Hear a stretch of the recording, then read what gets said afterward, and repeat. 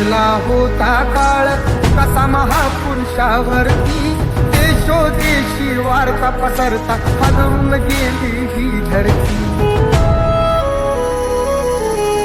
काळजातील हंस हरपला तरी आला आली भरती, सूर्य बुडाला अंधार झाला म्हणून जनता ही झुरती. प्रगतीचे ते युगे दिनाची, प्रगतीचे ते युगे दिनाची गुपित माझे सारली. दुष्ट काळाने भीमरायांची प्राणज्योत ती चोरली.